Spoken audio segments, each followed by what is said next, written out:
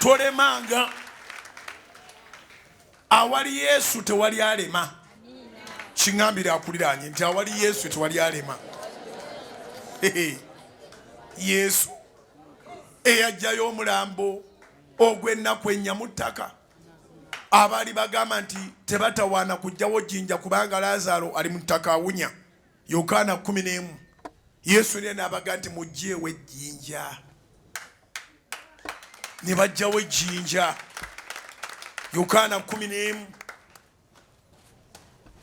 N'amala n'abagamba nti mumusumulule kubanga bwe yagenda okuzuukira yavaayo ng'emikono gisibiddwa n'amagulu nga gasibiddwa, n'aga nti mumusumulule mumuleke agende.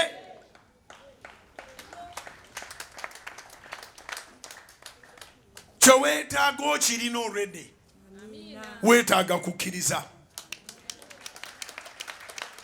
Yesu yali tagamba Mary ne Martha nti banoonyeyo ku ssente oba baleete ekyapa.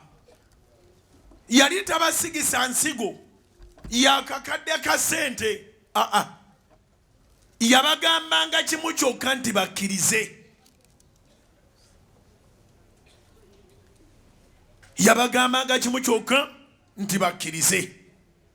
Yokaana 11 kanve ku lwa 38.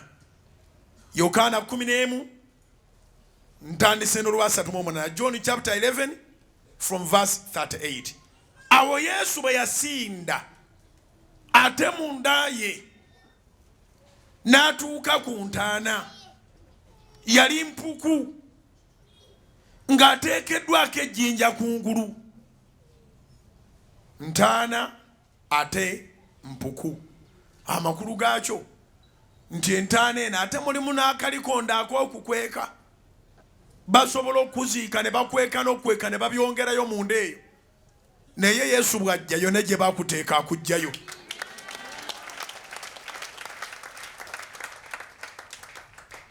Yokaana 11:39. Yesu n'agamba nti mujjeewo ejjinja. Nga n'abooluganda bagwamu essuubi. Mwannyina Maliza mwannyina w'oli eyafa n'agamba nti Mukama wange kaakano awunya. Kisoboka okubanga mwannyoko oba muganda wo oba nnyoko nga yamanyi wakoma tewali ddagala. Abo bwe bato be bamanyi. Naye Katonda agenda kukola ekigambo ekijja. Katonda agenda kukola ekibawuniikiriza. Maliza mwannyina w'oli eyafa. Maliza mwannyina w'oli eyavuwala. Maliza mwannyina w'oli eyagwebwako omulimo. Maliza mwannyina w'oli gwe baasiba mu kkomera. Maliza mwannyina w'oli ali ku kitanda. Maliza mwannyina w'oli alina lipooti y'eddwaliro embi ng'aga nti tewakyali ssuubi. Kyangu nnyo okubanga abantu ababo bagamba tuwali ssuubi. Kyova olaba kwegayiridde nnyo kola omukwano ne Katonda tamanyi kye bayita bantu baffe.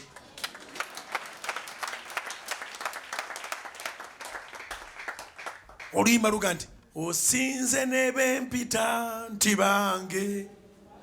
Kwagala nnyo Mukama osinze ne bempita nti bange. Kwagala nnyo Yesu osinze ne bempita nti bange.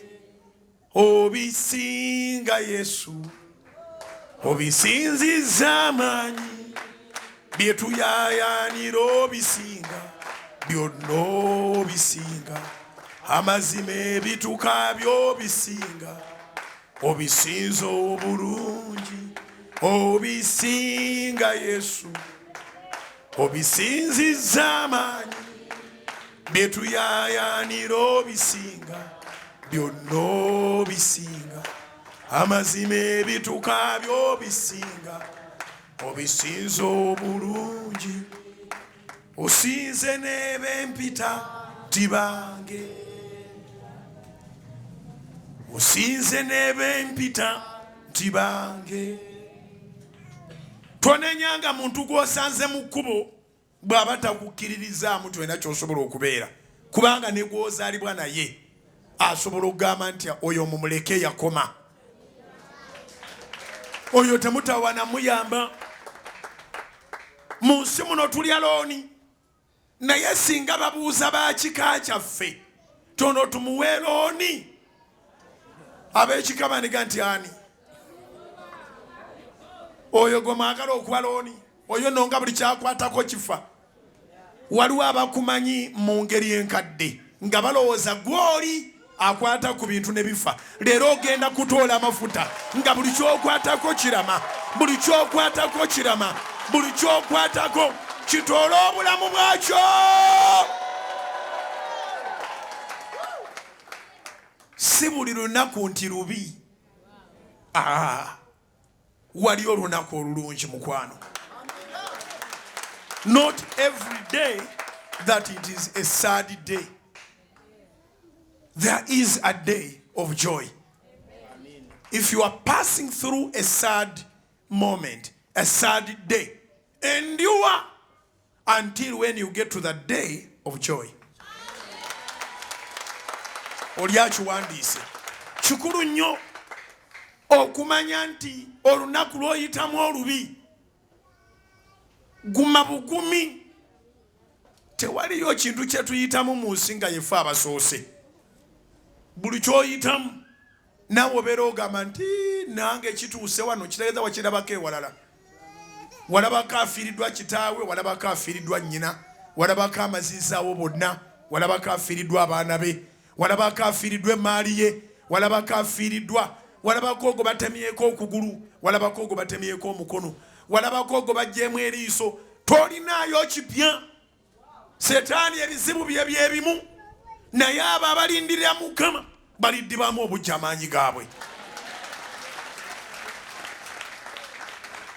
Ababo basobola okuba nga bagamba tokyasoboka. Bannyina ba Laazaalo ng'ate balina mwannyina waabwe ogwo, one brother, bagamba muleke awunya.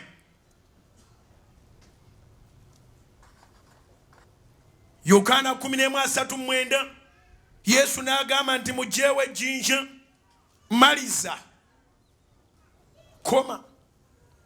Mwannyina w'oli eyafa another koma, si muntu wa ku kyalo. Njagala olekenga okumenyeka omutima. Oluusi ogenda n'oyawukana n'omuntu awo n'obeerawo ng'ogamba kale lwaki ye waakiri yandibadde omulala, oyagala abeera ani? Nga ne gw'ozaaliddwa naye asobola okugamba bakuleka owunya. Tuteeseteese saavisi zino nga zirina kye zigenda okulesitowalinga mu bulamu bw'abantu. Zino saavisi waliwo kye zigenda okuwa nga mwannyoko takikkiriza, muganda wo takikkiriza, taata wo takikkiriza, maama wo takikkiriza, ab'okukyalo tebakikkiriza, basukulumeeti bo tebakikkiriza. Mukama kyagenda okukola. Ngenda kuba noyintinga muntu ku muntu nga nangirira njawulo, nangirira bulamu, nangirira bujulizi, nangirira mukisa. Abange bwe mutabeera bulungi ffe tuba tulina kuggalawo. Katonda bw'aba takyakola mba sikyalina kyenkola mu nsi. Naye amawulire amalungi Katonda ffe akyakola. Munkubire engalo ez'amaanyi kubanga akyakola. Na guno omukka gwe tussa ye yagutuwadde. Ebyo ebibulako ku mukka gw'ossa Mukama abikuwe. Tugenda kutambuza enjiri eno ey'obulamu. Mbeebaza abazze ku Solot Media, omwana omuwala Gillian ne babiri Immaculate bali mu kubawandiika, ne ku Kanani tuli mu kuwandiika. Church administrator simanyi leero waali, omanya alina gy'akolera, ffe tukkiriza nti oteekwa okuba ng'okola ate n'oweereza Mukama, n'okola ebya Mukama naye n'akola ebibyo. Yes, tuwandiika abantu 1,000, abantu 1,000 nga Mukama yakusaasira. Tuwandiika banoonya mirimo, tuwandiika bagamba nnyina omulimo naye Mukama yannyamba nange nsobola emitwalo 10 okudda waggulu. Enjiri ya Mukama feesu egende ebuulirwe. Enjiri eri very expensive naye emyoyo giri priceless. Enjiri eri very expensive naye emyoyo giri priceless. Abantu beetaaga essuubi. Beetaaga essuubi. Kubanga bw'owulira ng'owuwo yagamba nti tebakuyamba. Ne bw'oba badde okyalimu akategeera okutuka bukutusi. Gw'ataani gw'osuubira ogamba nti bakuyambe nga mannyoka agambye nti muleke awunya. Njagala okitegeere bulungi kikugweremu. Kubanga bamu ekikukwasiza ennaku sina abantu be wazaalibwa nabo. Ffenna abantu abatuwalampa abatumanyiira tubasanze mu Kampala. N'abamu batusinga emyaka bakadde nnyo. Talina nviiri ku mutwe naye agamba tojja kubeera mu kibuga. N'omugamba naye gwe nga saakulemesa. Oba azirina naye amagezi temuli mu mutwe. Kubanga gw'otamanyi bwe yajja lwaki oyagala aveewo. Do you understand? So temugwamu mwoyo. N'owuwo asobola oga nti nedda. Bano abaana ababiri mmaliza.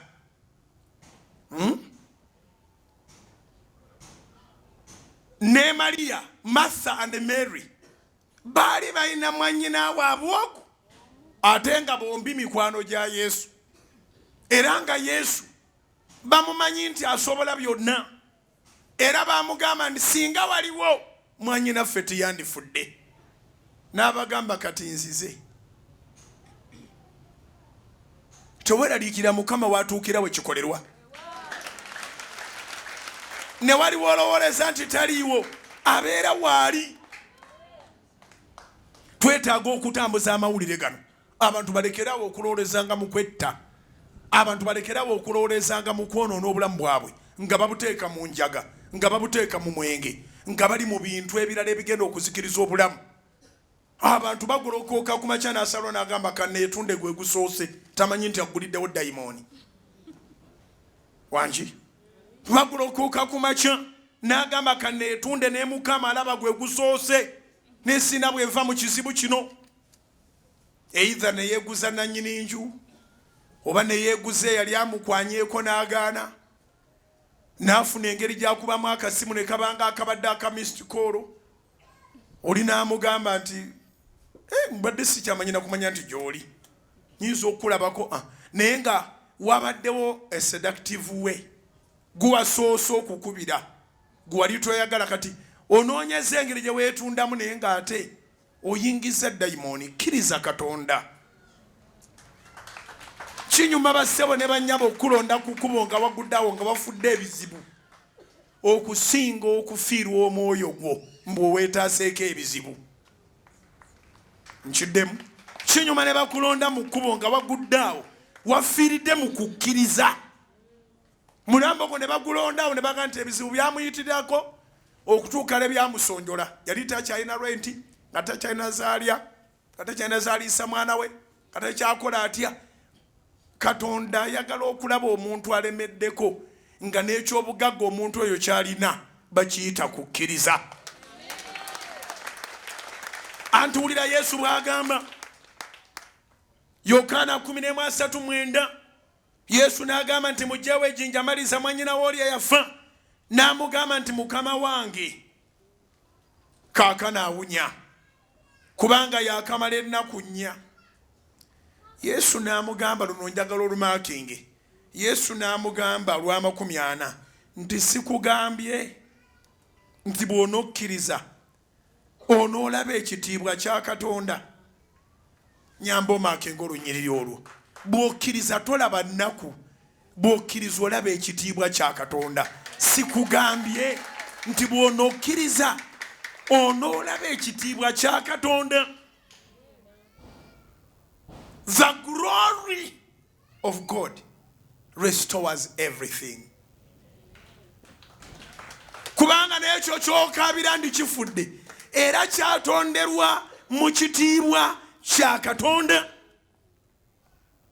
Asobola okutonda ekitabaddeewo Katonda, era asobola okuzzaawo ekifudde.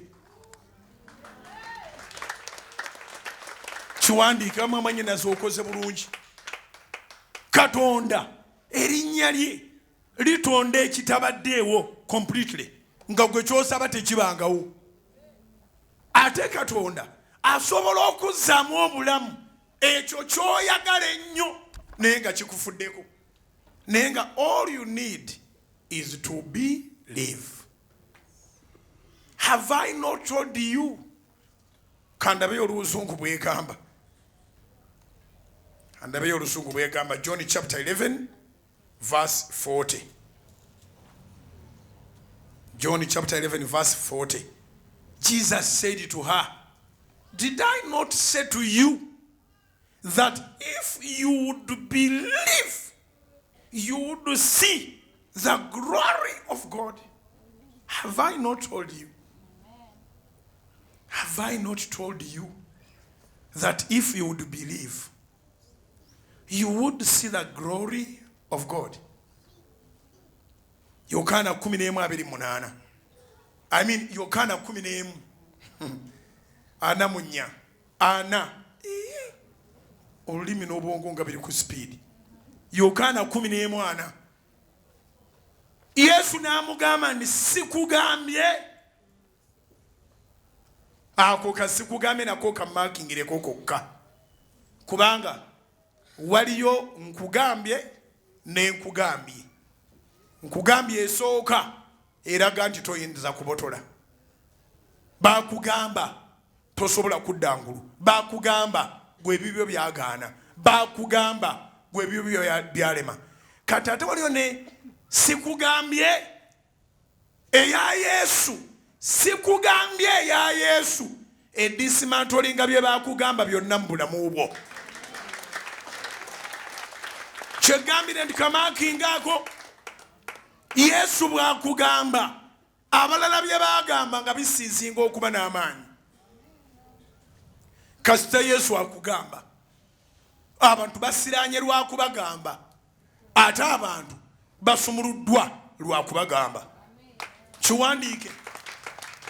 Abantu basiranye lwakubagamba, ate abantu basumuluddwa lwakubagamba. Kyegamba ekyo nali omu ku bantu abatekkiririzaamu wadde nalinamu spirit a moving on.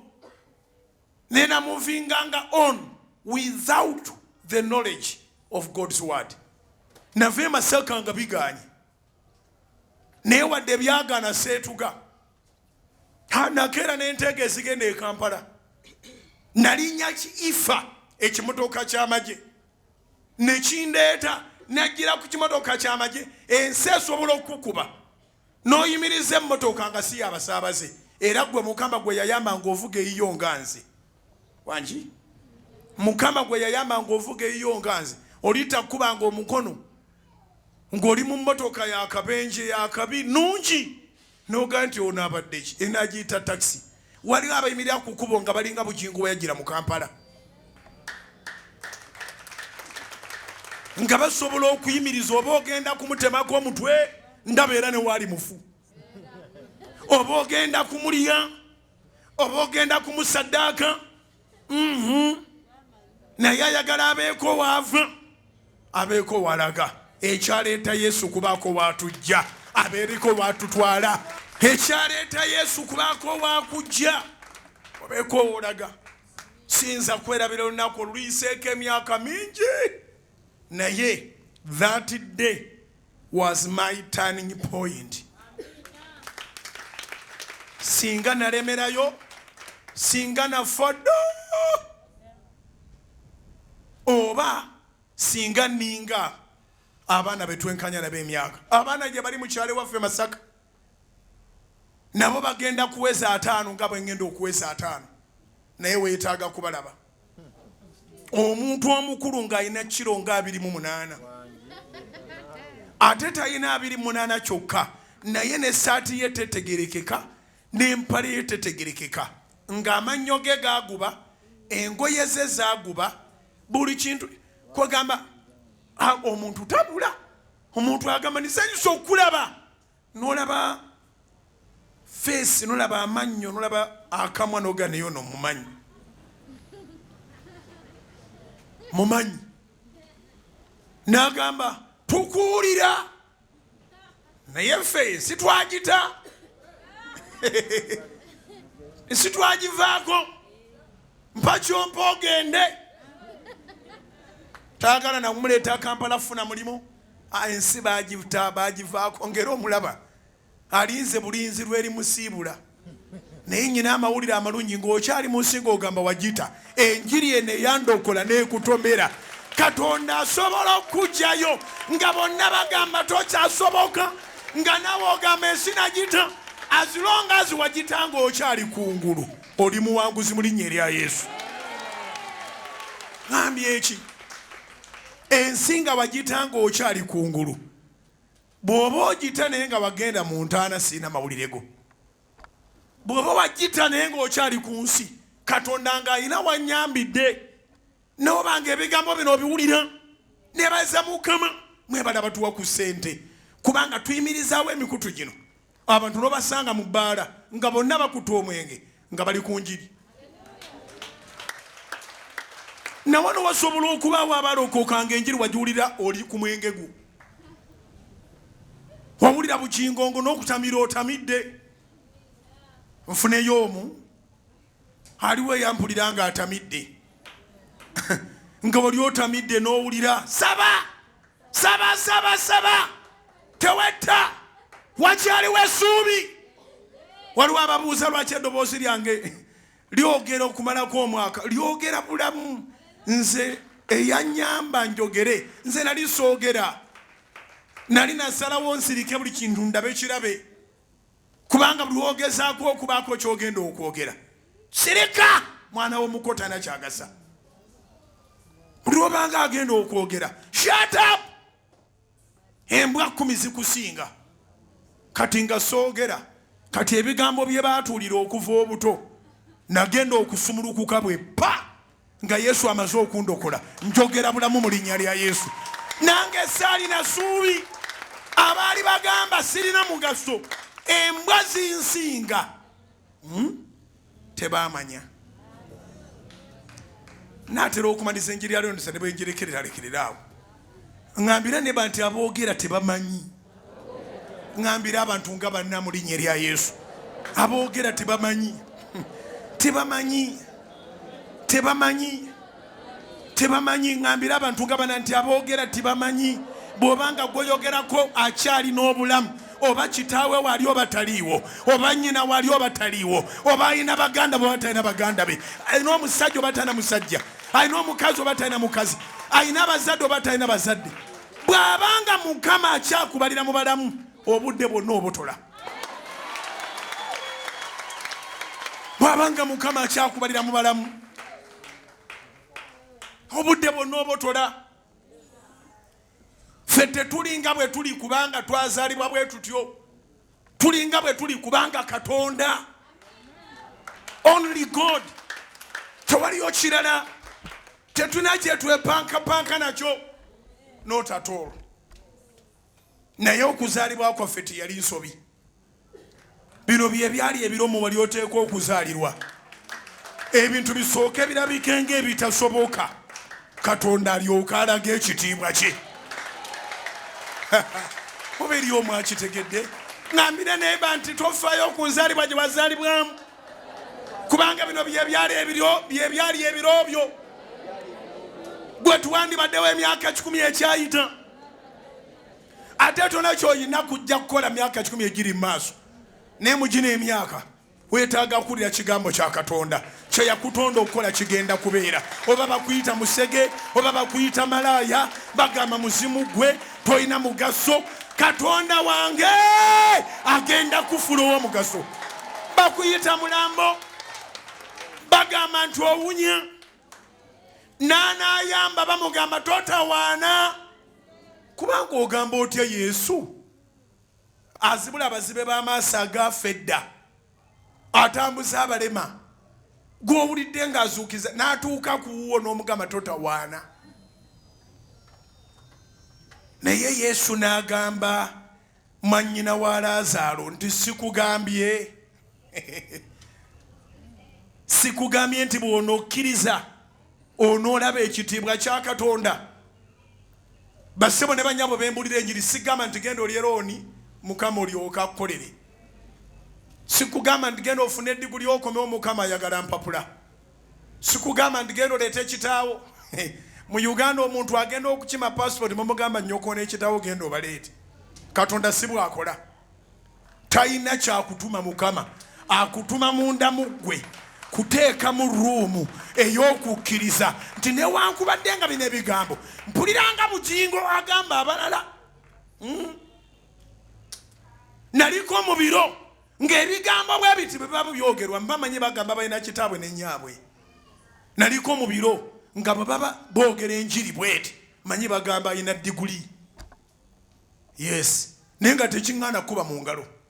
Era bwe wali wanaabakuba mu ngalo naye ng'amanyi si bibye. Kubira Mukama engalo ez'amaanyi gw'osooka. Naye ng'oga nti wayi kankubireko banneiba. Ogenda kuvuga emmotoka naye ng'akamba kubireko. Bw'ate gye nakuliranga n'eggaali tetugirina. Emmotoka gye mmanyi okuvuga twalina omwana omu nga mugagga. Mwana wa muzeeyi Bwanika. Baali bamuyita Baale. Baale nga yatwazika ku kipiira ky'emmotoka. Muyise mugagga Baale nga yatwazika ekipiira ky'emmotoka. Taata we yalinako ku mmotoka edda nazo nga zapaakinga awo. Mbuzaagendanga mu mboga Zaire. Abewa Bwanika mbatumidde ekisansala. Munnange ebimotoka ne bwe biri awo bikadde birimu n'enjuki. Bawakulamu omubisi gw'enjuki naye nga waliwo emipiira emikadde. Muto omunnaffe bamuyita Baale. Bangamba kati abeera mbalala eyo. Oba ndifuna omukisa n'enziramu n'endaba ku Baale. Kuba ndowooza nako mumulaba nga tutudde P7 siddangamu mulaba. Naye nga Baale yatuyambanga. N'atuwa ku mupiira gw'emmotoka. Nga tuyiyeemu amazzi. Ne tusimbamu emiti. Oba waliwo omulala eri alabye ku ekyo. Omupiira gw'emmotoka ne muguyiwamu amazzi kumbi kitundu kya bbaafu. N'osimbamu omuti sayidi eno n'eno. Nagyo wali ne giyisiŋŋanya. Ne gikuuta gibanga oyiro munda muli ndowooza ye logiki. N'osimbula eggaali emmotoka gw'ovuuma.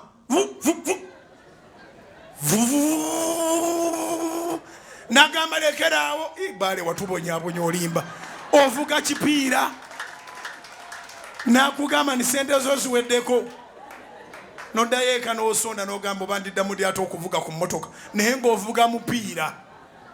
Kati bwe twabeeranga mu kyaki enjiri n'ebuulirwa ogenda kuvuga emmotoka. Nze engalo saazikubanga nga nzeekubira. Nakubiranga kuba neiba abaavuga naye ku mmotoka. Abayinayo naye ku pikipiki ewaabwe. Abasobola okubanga bayina ne pamiti. Ewaabwe emmotoka yali agirabyeyo. Waffe saagirabayo wadde piki. Wewuunya abanaku baki. Abanaku bazibu nnyo. Kubanga bakojjange banvumanga. Naye nga bwe banvumira tewaliwo na kintu kya bugagga kiriwo. Yebaziba Mukama eyaŋŋumya ne ntambula ng'omulalu ne nzija mu Kampala. Kubira Mukama engalo ez'amaanyi. Tewaliwo kyamaanyi. Kugambye twavuganga mipiira gya mmotoka eyo wa mwami Bwanika mu station ekisansala. Nga Baale yatuwadde ate naye akusolooza. Oba wakatandika okuvuma nagandi ziweddeko.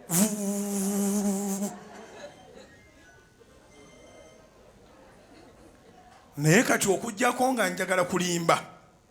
Nyina genda mu URA. Embuulire nti amannya emmotoka ezaakafulumira mu mannya ge bayita Aloysious Bujjingo. URA embuulire omuwendo gwazo.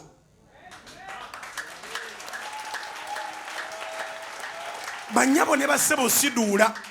Nkubuulira Katonda bw'ayimusa omuntu gwe bagamba nti muleke awunya ebibya tibisoboka muveeko eyakoma.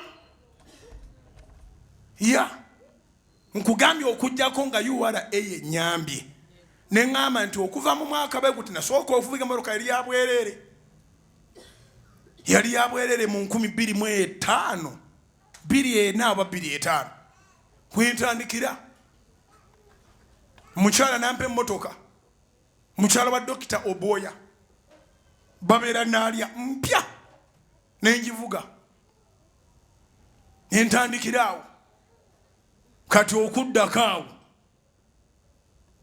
Mukama nangabirira Katonda asobola okuwaayo omuntu nakutandikako kati ebisigadde nebitambula byokka kati ndabye emmotoka ezange nendaba emmotoka eza kampani nkugambye nti okujjako nga URA engambye nti from 2005 this is 2022 emmotoka ezakafulumira amannya ziri bwe ziti naye nze sisobola kugamba nakavuga 7 oba nakavuga 6 mba nkulimba naye ng'omulimu gwange ogwasooka mu kibuga ng'era bw'owulira nti nava mu kyalo kati namala nentuuka e Kampala era nafuna n'omulimu ndi house boy wewa mwami Godfrey Sentongo omanya nti yava mu Flampeni n'agwira ddala mu muliro kubira Mukama engalo ez'amaanyi oba amagezi gazze omuntu agenda okuteekako amafuta waliwo ekisa ekiri ku bulamu bwe Katonda yansaasira njagala ekisa ekyo kisaasaane kubira Mukama engalo ez'amaanyi obanga okiwulidde basebo ne banyaba abampala n'oluusi mbasaasira yes mbasaasirira ki nabagwamu nga tebategedde kenkidde mugumu ngambye nti basebo ne banyabo abampalana oluusi mbasaasira neŋŋamba oba nange embeera nze nga twagwamu omuntu alinga Bujjingo nandimuwalanye nabagwamu nga tebategedde bo baana bagundi nze ndi mwana wa Nansingi bo basomera jini nze nasomera Nansingi bo balina amannya nsirina bwongatagata bwoti bw'otozuula Katonda oba musiru ngambye eki bwongatagata bwoti bw'otozuula Katonda oba musiru I am a nobody without God and with God I am everything and with God I declare and decree and it comes to pass in the mighty name of Jesus. Zikubira waggulu zinoge mbasaasira abampalana neŋŋamba bawalane bebaliko balisirika bwebali Yesu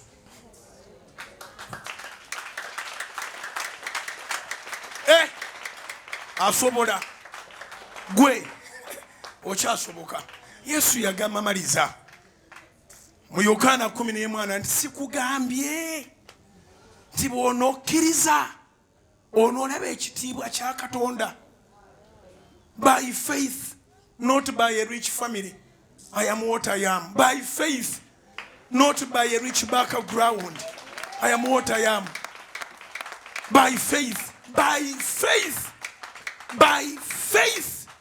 I'm in the ministry by faith. It's by faith. It is by faith that you are also listening to me. By faith. Ngenda kuteekako amafuta nga nzikiriza bukkiriza naye njagala tukkiriziganye naawe. Bayibuli eyogera mu Matayo 18:19 nti naye bannammwe babiri bwe banakkiriziganyanga ku kigambo kyonna wano ku nsi ekyo kye basabye Katonda ajja kibawa. Njagala kukkiriziganya naawe. Yenze awusiboyi waabwe munnabiyinja zoni ekansanga nze buli we nayita ogenda okuzirya obudde ng'otuuseewo olaba omuntu ng'afeeri ng'akuwalalira. Abamu baali balowooza nti bw'omenya amaka gange oba omenye nze sajja n'amaka nalinnya yifa bwogu. Olina kugenda n'otta Katonda n'odda n'omuzita. Bw'otta Katonda nze tonsanga nawo. Bw'oba osobola okutta Katonda osanga nafudde.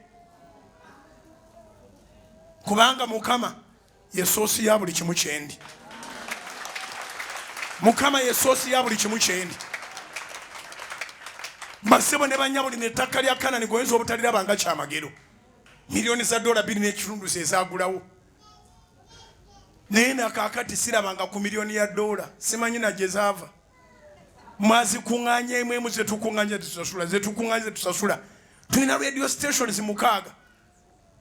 Tuina TV eva kufitu epaka ku DSTV. Abamu bobo wetegereza bonna banjogerera tebalina kye bali bakoze mu nsi. Waliwo embwa y'oku kyalo gye nasanzeeyo mu meeting nejja gye ndi eyagala okunneeyogerezaako naye nga bomanyi nyina Smile eri standard ne mu Smiling ne mugamba linda tuba n'otwogere. Twavuddeyo n'akuba essimu nga sikwata simu z'abasirunze ngenda mu maaso.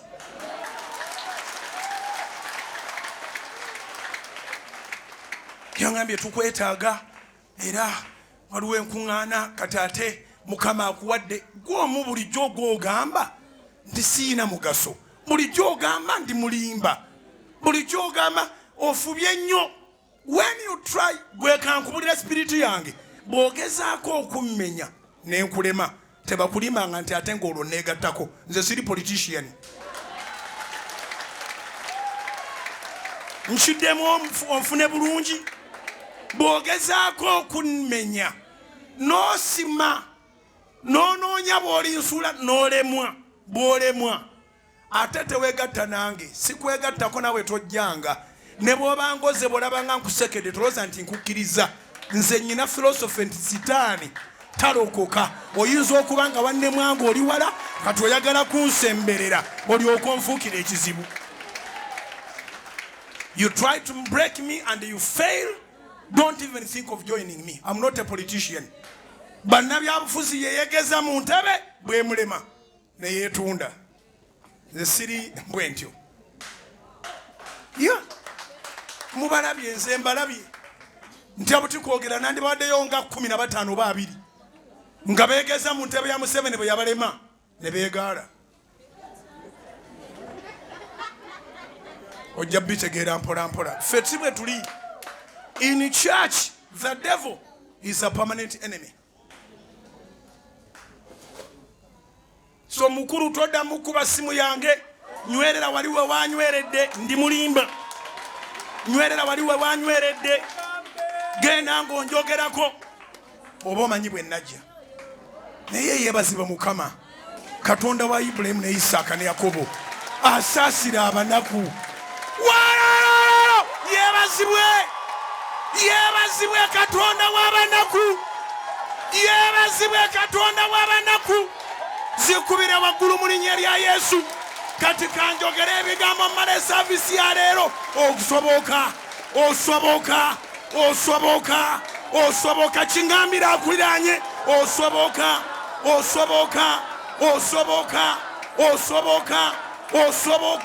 oba abantu tebakusobola Katonda akusobola. Osoboka era olw'okubanga osoboka tandika okulowooza ebinene. Begin to think big. And I'm telling you what I know. Bwe nalabanga Mukama nsobodde eyali houseboy nga ndiko bengenda ntuuka okukkiriza kwange tekuli limited. Not at all. You cannot limit me. Kubanga sinoonya maanyi kuva ku muntu, noonya maanyi kuva ku Katonda. Noonya maanyi kuva ku Katonda. Noonyanga amaanyi kuva ku Katonda. Always seek for power from God. Always seek for validation from God. Always seek for approval from God, not from men. Men will never believe in you. Even your siblings. They will never believe in you. Don't deceive yourself. Some of you are sick, suffering from words that are coming from people. But Jesus says, have I not told you, if you would believe, only believe, that you would see the glory of God. Katonda anoonyaayo abantu abalalunga nze. Tojja kutya kwogera gy'ova. Tojja kutya kwogera gy'akugye. Njagala bwe mba nkusaaka amafuta ogambe Mukama ekituufu kyendi ne neighbor takimanyi. Naye nkolera mbabuulire gye nva. Nkolera Mukama mbabuulire gye nva. Nkolera Mukama mbabuulire gye nakulira. Nkolera. Enjiri teekwasa nsonyi ge maanyi ga Katonda. enjiri yeyankyusa simanyi nange kyenandibadde kyenemanyiko nti nyina omutima ne mu buto bwange gwe gwansimbuza nenva e Masaka. Kati you can imagine omutima omukalubu bwe gutyo singa sitaani yagukwatako yaninkozesezaki. Siri muntu wa muzannyo tobeerangere ne weerimbalimba n'abanjogerako n'omala omugamba nti Bujjingo wuye mabega wakutuka. Zikubira waggulu obanga okitegedde mu linnya erya Yesu.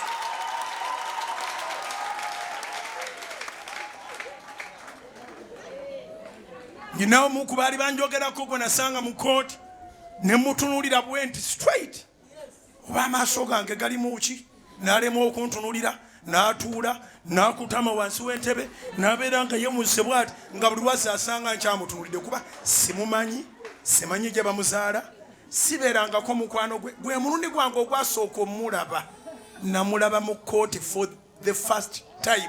Eyesight esooka mu kooti ampawabidde siwasiza nnyina si mwannyina ne mutunulira bwe nti butunusi. Simanyi oba ndiddamu omulabako.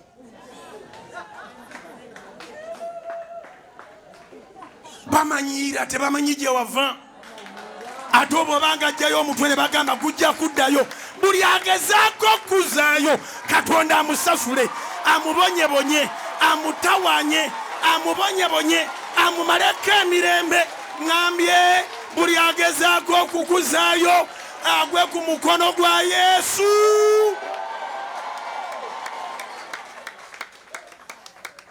Olwokutaano lwa wiiki eno ng'ennaku z'omwezi 3 lunaku lwa public holiday. Jangu kukananira ndi oba oli mulokole oba toli mulokole. Tukkirize Katonda wa Ibulayimu ne Isaaka ne Yakobo kitaawe wa Mukama Yesu era eyamuzuukiza mu bafu. Olaba oba todda engulu. Ojja kudda engulu.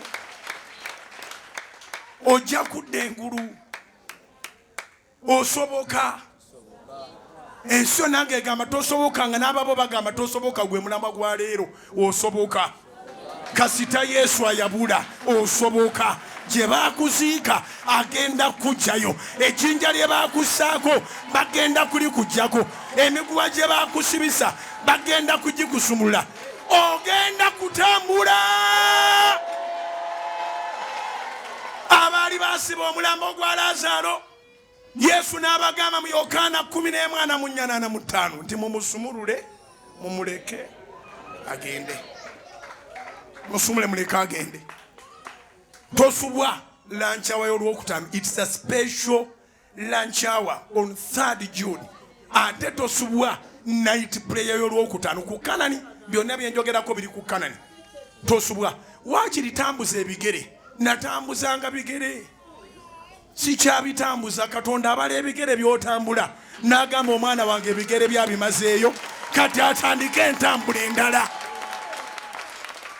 Natambuzanga bigere sikyabitambuza. Tobeeranga nga ogenda kunoonya Mukama n'oteeka ekirimi mu mannyo. Sirina transport. Kyetaaga na kifumita mu kikwanso.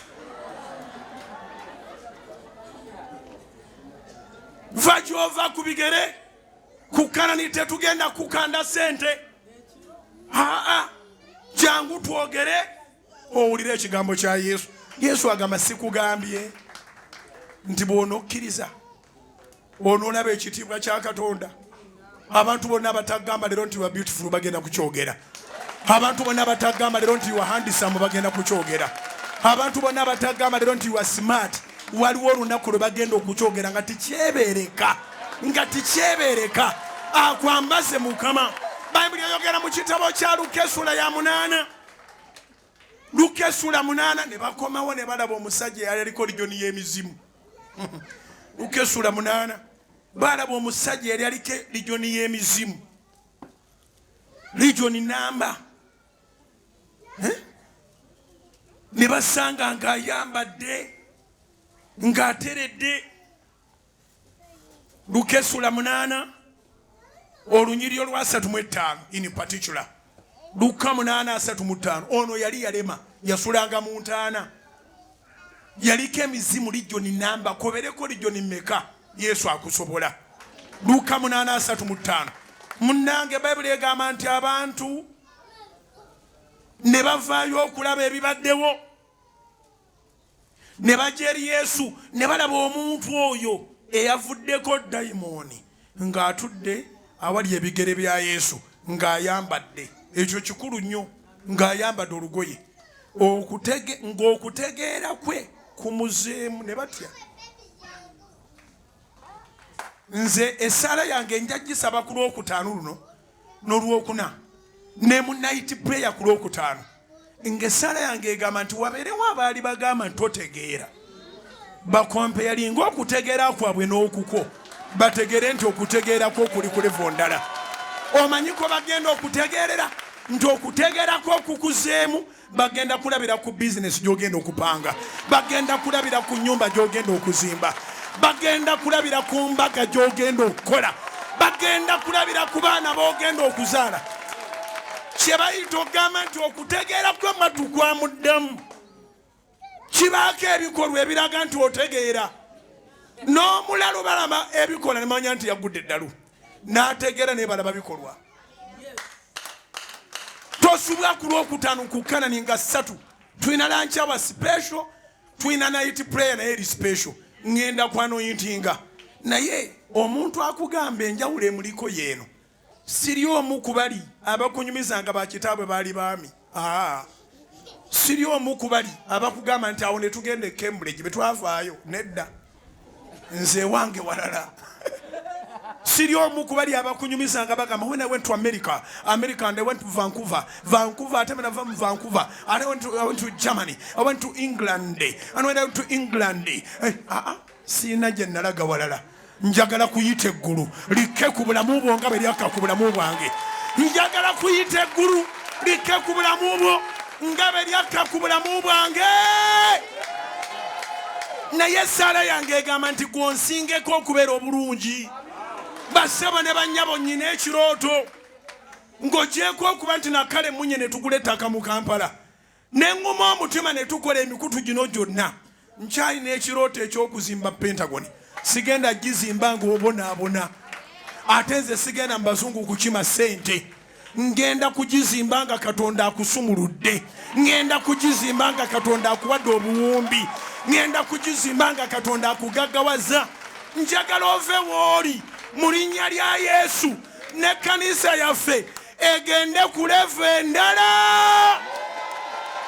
Emusa emikono gyo nsaba ne gano agaleero gatandikirewo okukyusa obulamu bwo mu linnya lya Mukama waffe Yesu. Abadde aweddemu essuubi Katonda akumpeera obulamu, Katonda akumpeera essuubi. Nkuwadde essaawa 24 ebigambo bye njogedde byonna obeere ng'otandise okunoga ku bibala byabyo mu bulamu bwo mu linnya lya Mukama waffe Yesu. Nkiddamu kinywezebwe ne mu ggulu. Nkuwadde essaawa 24 gwawulira ebigambo bino, ebigambo bye njogedde byonna bitandika okubala ebibala mu bulamu bwo mu linnya lya Mukama waffe Yesu. Omwana wa Katonda omulamu agamba nti njagala kulokoka, naawe agamba njagala kunyweza bulokozi. Mukwano yatulolokoke, tunulira Yesu omulokozi waffe. Waliwo ebiyitingana mu nsi be tubadde tumanyi ng'abalokole kati bambala ng'abangerikani. Era kyemmanyi obudde bwonna Angerikani kyaki ejja bakuba mu kkooti kubanga abo babayita ba impositors, beeteeka mu kifaananyi kye batali. Obudde bwonna bajja kufera omuntu singa Church of Uganda eneegayaala. Serwadda n'ayongera okudiiringa bw'atyo nga agenda ayambaza abantu attires eza Church of Uganda. Kye banabbanga mu kyalo eyo bajja agamba nga Church of Uganda yakibbye naye ng'abaali abalokola abatamanyi position yaabwe be bakibbye. Kebera ku social media sina gwe mpalana ekiruma nnyo yakubuulira enjiri omulaba ng'afudde ng'akyatambula. Kiruma kiŋŋambira akuliranye ndi kiruma nnyo eyakubuulira enjiri okumulaba ng'afudde nga naye akyatambula. So Church of Uganda obanga ezenya n'ekigambo false pretense ejja kuwulira emisango eginajja ewaayo. Ffe abalokole abasuma mwe n'abali eyo namwe abalokole twayambala Kristo. ekyambalo kyaffe kyangu naawe ava mu saavisi eno bw'osanga bali akabagoba emizimu tomala kwetolola manju kuvayo na byambalo birala newaka banemba bamanya nti oba muli mulokole bakuvuma tebinnabatuga kasita bibatuga nga baga muyite mulokole muyite tebagamba nti muyite mukatuliki muyite mulokole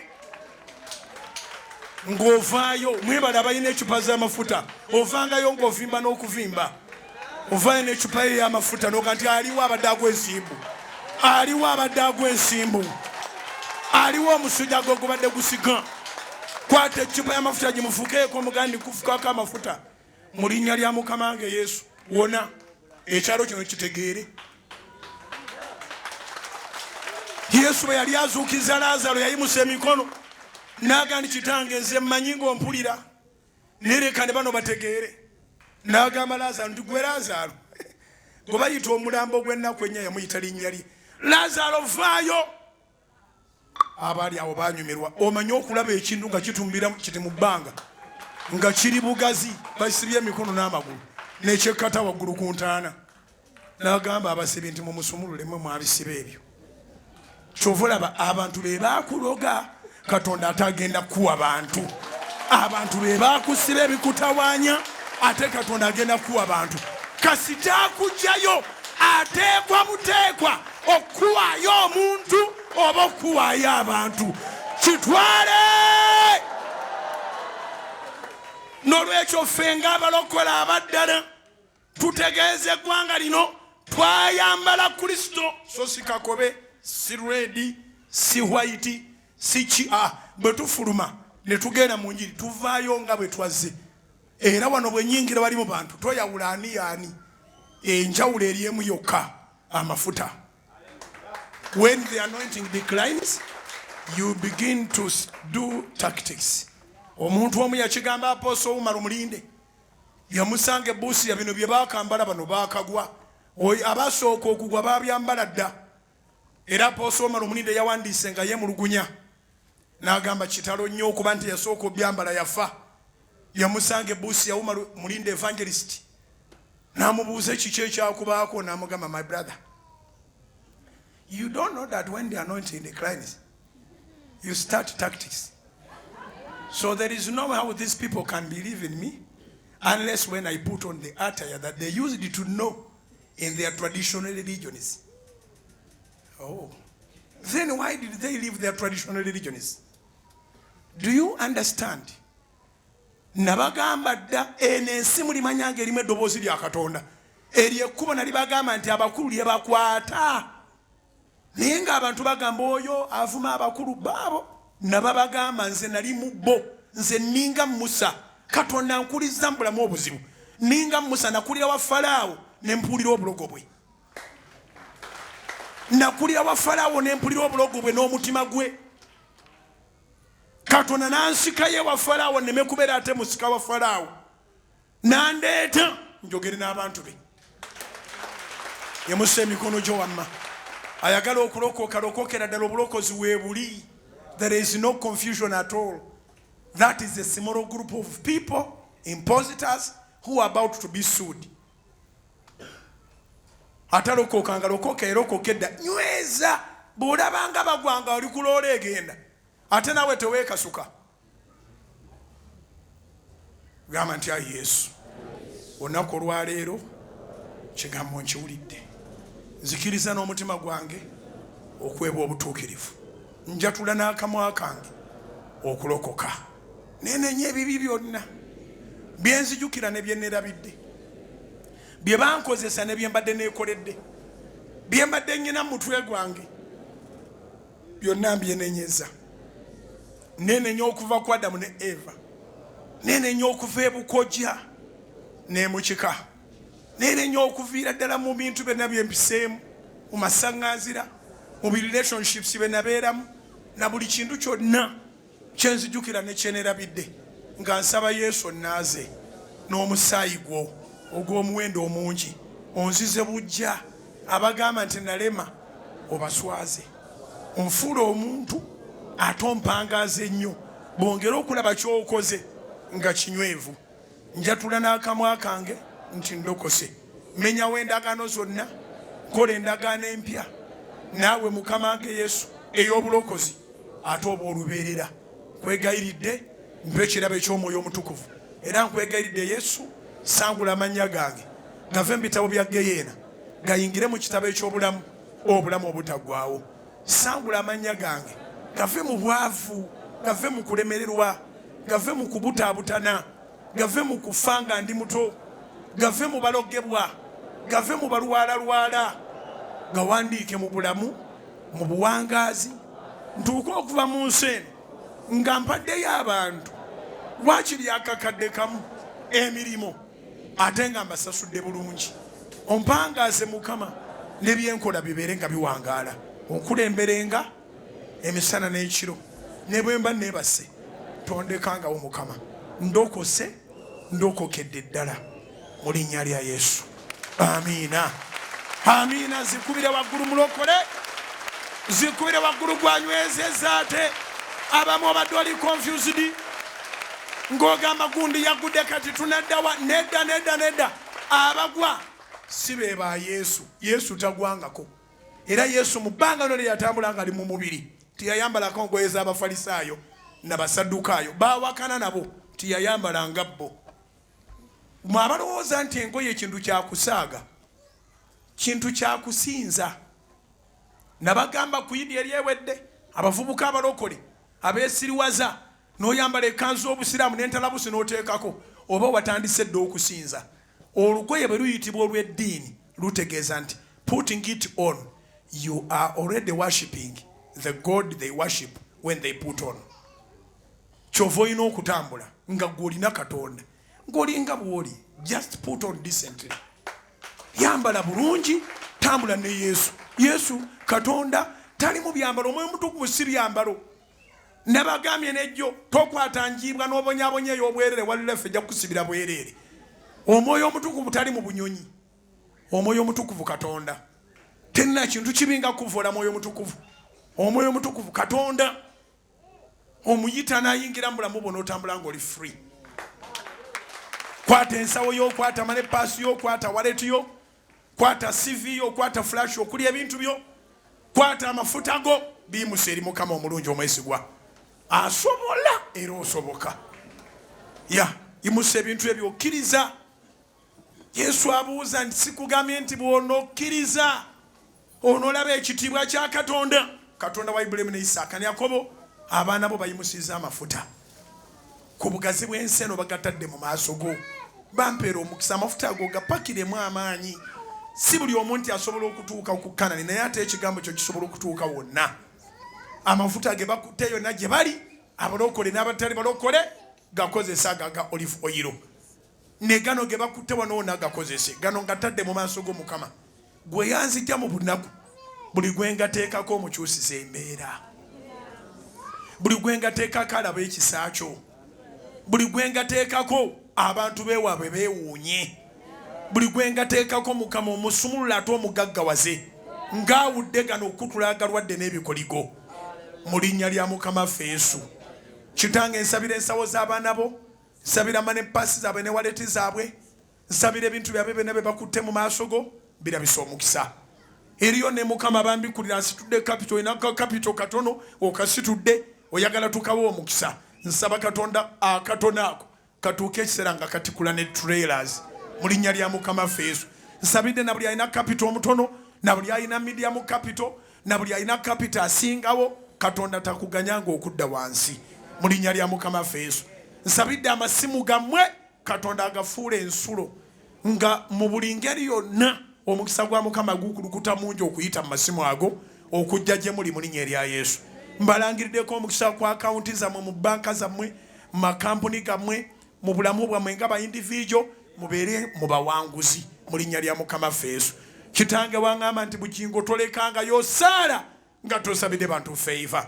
Kyenva mbasabira favor, extraordinary favor, the favor that attracts miracles like a magnet, irresistible favor, the favor that none of our enemies, none of our adversaries can be able to contradict or resist.